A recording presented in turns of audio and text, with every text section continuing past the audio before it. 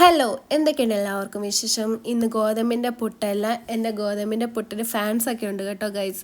അപ്പോൾ ഇന്ന് അപ്പം ഉണ്ടാക്കാമെന്ന് വെച്ചു. അങ്ങനെ ദേ ചൂടുവെള്ളമാണ്, ഞാൻ മാവ് എല്ലാം കൂടി ഇട്ടിട്ട് ചൂടുവെള്ളം, ചെറിയ ചൂടുവെള്ളമാണ്.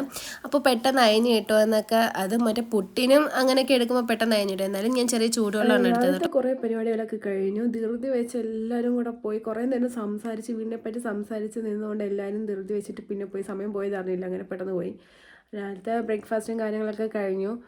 പിന്നെ ഇപ്പം ഉമ്മയും കുഞ്ഞും ഇല്ല, അവർ പുറത്ത് പോയേക്കുക, ഇതാണ്ട് ആവശ്യത്തിന് പുറത്ത് പോയേക്കുക. അപ്പോൾ ആ സമയം കൊണ്ട് എനിക്ക് തൂക്കണം, തുടയ്ക്കണം, മിറ്റവും തൂക്കാനുണ്ട്, അകം തൂത്ത് തുടയ്ക്കാനും ഉണ്ട്. അപ്പോൾ ഇത് 2-3 ചെയ്യണം.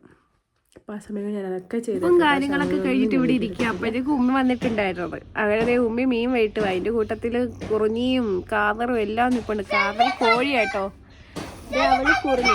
ഉമ്മി മീൻ വെട്ടാനിരിക്കുമ്പോൾ വരുന്ന 2 ആൾക്കാരാണ്. 2 കാക്കയൊക്കെ വരാറുണ്ട്, പക്ഷെ അതിനിപ്പോൾ കാണുന്നില്ല കേട്ടോ.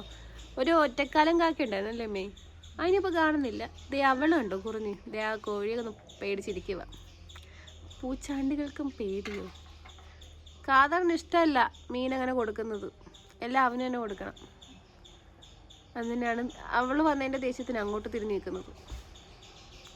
അങ്ങനെ മീനൊക്കെ കഴിച്ച് കുറിഞ്ഞിൻ്റെ പണ്ണും കാതറിൻ്റെ പണ്ണൊക്കെ പോയി.